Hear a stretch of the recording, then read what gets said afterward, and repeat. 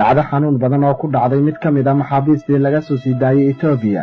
Wuxuu yidhi wallaahi ma aqaan ani waxa aan sameeyo meesha aan ka raadin doono dadkaygii. Magacaygu waa Cabdiraxmaan Dowdaan Cabdi Maysar. Waxaan ku dhashay Muqdisho.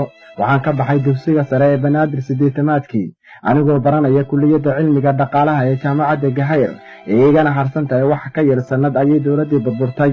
Markaas waxaan jiray 23 sano. Aabahay wuxuu ka shaqayn jiray guryo uu bangiga dhexe lahaa oo loo yaqiinay Bangaariyada oo ku yaalay degmada Hodan.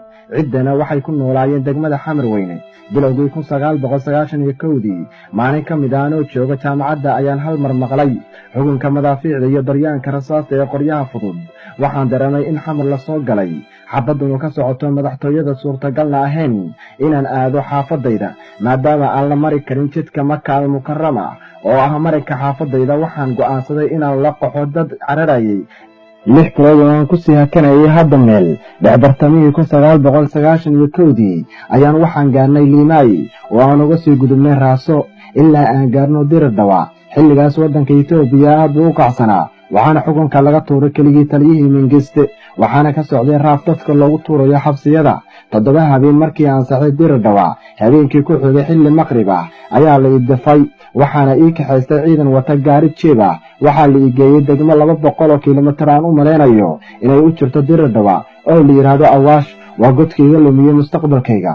waa kii nacsiiyay adduunyada. waa midkii 27 sano aan ku jiray.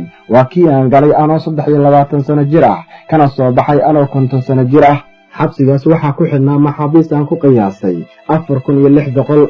dadka ugu badan ee xabsiga ku jiray waxay ahaayeen Amxaara iyo Oromo oo dawladda ku kacsanaa. Soomaalida waxaan ahayn 300 qiyaastii marka laga reebo 280 oo loo soo qabtay inay taageeraan ONLF.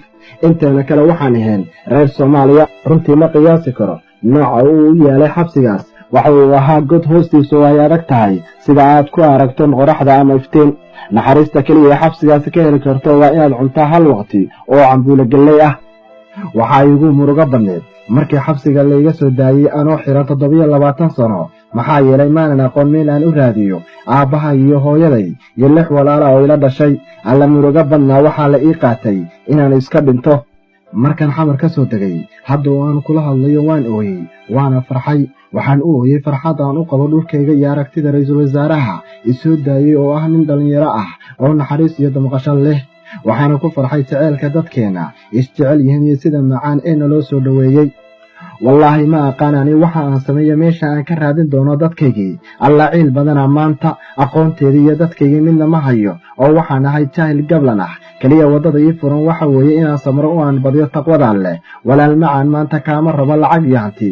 ma doonayo magac iyo masab iyo shaqada. kaliya waxaan rabaa qoyskeena inaan ishelno. fadlan intaas iga caawi.